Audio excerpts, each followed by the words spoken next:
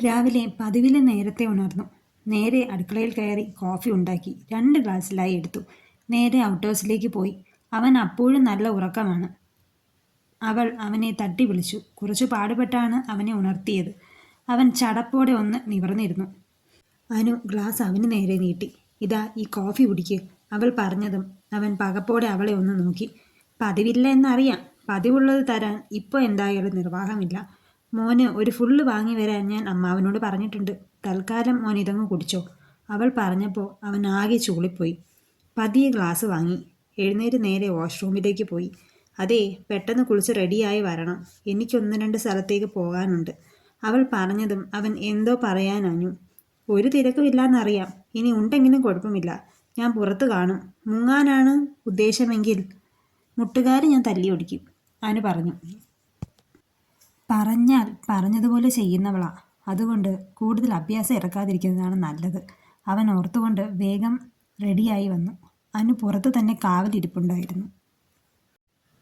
"എങ്ങോട്ടാ പോകാനുള്ളത്? പെട്ടെന്ന് വേണം. ഒരുപാട് ലേറ്റ് ആവില്ലേ അനു?" അവൻ പറഞ്ഞു. "പേടിക്കണ്ട, സഭ കൂടുന്നതിന് മുന്നേ ഫ്രീ ആക്കിയേക്കാം." മറുപടി കേട്ട് അവൾ രണ്ടും കൽപ്പിച്ചാണെന്ന് മനസ്സിലായി. പിന്നെ ഒന്നും പറയാൻ പോയില്ല. നേരെ ഒരു ബ്യൂട്ടി പാർലറിലേക്കാണ് പോയത്. "അതെ, എനിക്കൊന്ന് സ്പാ ചെയ്യണം. കുറച്ച് ലേറ്റ് ആകും." അവൾ പറഞ്ഞു. "നീ പൊയ്ക്കോ, ഞാൻ വെയിറ്റ് ചെയ്യാം." അവൻ പറഞ്ഞു. "നീ ഒരു കാര്യം ചെയ്യ്, ജെൻ സെക്ഷനിലേക്ക് കയറിക്കോ. ചുമ്മാ നിന്ന് വെയിൽ കൊള്ളണ്ട." അതും പറഞ്ഞ് അവൻ്റെ കൈയും പിടിച്ച് അവൾ അകത്തേക്ക് കയറി.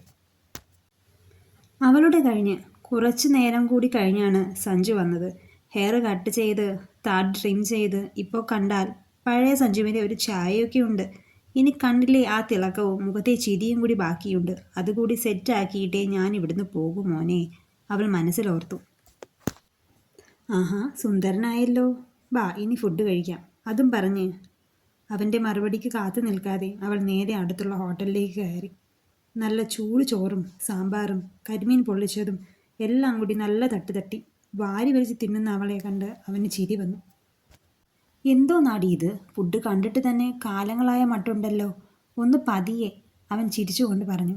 "നിനക്കതൊക്കെ പറയാം. കുറേ നാൾ പച്ചരിച്ചോറും രസവുമായിരുന്നു. അതും അടുത്തപ്പോഴാ ഒരു ഫ്ലാറ്റ് എടുത്ത് മാറിയത്. അപ്പോൾ വലിയ കുഴപ്പമില്ലായിരുന്നു. നിനക്ക് പിന്നെ രാധു അപ്പയുടെ സ്പെഷ്യൽ ഫുഡല്ലേ, അതുകൊണ്ട് എൻ്റെ ഫീൽ മനസ്സിലാവില്ല." ഒരു ഫ്ലോയ്ക്ക് പറഞ്ഞതാണെങ്കിലും അവൻ്റെ മുഖം വാടുന്നത് കണ്ടപ്പോൾ അത് വേണ്ടായിരുന്നു എന്ന് അവൾക്ക് തോന്നി. വിഷയം മാറ്റാനായി പിന്നെ ബാംഗ്ലൂരിലെ കഥകൾ ഓരോന്നായി പറഞ്ഞു തുടങ്ങി. ഷോപ്പിംഗ് കഴിഞ്ഞപ്പോൾ വൈകിട്ടായി. നേരെ ബീച്ചിലേക്ക് പോയി ചുമ്മാ തിരയെണ്ണിയിരുന്നു. കുറേ നേരത്തേക്ക് ഒന്നും മിണ്ടിയില്ല. "നീ ഇനി എന്നാ ബാംഗ്ലൂർക്ക്?" അവൻ ചോദിച്ചു. "എന്താടാ എന്നെ പറഞ്ഞു വിടാൻ ഇത്ര തിടുക്കം? ഞാൻ അത്രയ്ക്ക് വലിയ ശല്യമാണോ നിനക്ക്?" അവൾ പറഞ്ഞതും അവൻ അവളെ ഒന്ന് നോക്കി. "നീ എങ്ങനാടി എനിക്ക് ശല്യമാകുന്നത്? നീ അല്ലാതെ എനിക്ക് വേറെ ആരാ ഉള്ളത്?" അവൻ ഇരമ്പുന്ന കടലിലേക്ക് നോക്കി പറഞ്ഞു. "നിനക്ക് ആരാടാ ഇല്ലാത്തത്?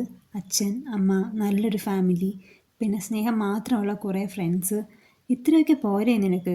പക്ഷെ ഇതൊക്കെ മെയിൻറ്റെയിൻ ചെയ്യാൻ കൂടി അറിയണം. ഇങ്ങനെ കുടിച്ചു കൂത്താടി നടന്നാൽ പിന്നെ ഒന്നും കൂടെ ഉണ്ടാവില്ല. അന്ന് കരഞ്ഞിട്ട് കാര്യമില്ല. രാധു അപ്പയും അമ്മാവനുമെല്ലാം നിന്നെ എത്രമാത്രം സ്നേഹിക്കുന്നുണ്ടെന്ന് നിനക്കറിയുമോ? എന്തിനാടാ അവരോട് ഇത്ര ക്രൂരത കാണിക്കുന്നത്? അവരെല്ലാം പാവങ്ങളാടാ. ഒരേ ഒരു മകൻ ഇങ്ങനെ നശിക്കുന്നത് കണ്ടാൽ സഹിക്കാൻ കഴിയുമോ?" "അനു, നീ ആരെങ്കിലും സ്നേഹിച്ചിട്ടുണ്ടോ?" പെട്ടെന്നുള്ള അവൻ്റെ ചോദ്യത്തിൽ അവൾ ഒന്ന് ഞെട്ടി. അങ്ങനെയൊരു ചോദ്യം അവനിൽ നിന്ന് പ്രതീക്ഷിച്ചതല്ല. അവൻ തുടർന്നു. "അനു, നീ ആത്മാർത്ഥമായി ജീവന് തുല്യം സ്നേഹിക്കുന്ന ഒരാൾ ഒരിക്കലും കാണാൻ പാടില്ലാത്ത സാഹചര്യത്തിൽ മറ്റൊരാളുമായി കണ്ടാലുള്ള അവസ്ഥ നീ ഒന്ന് ആലോചിച്ചു നോക്ക്."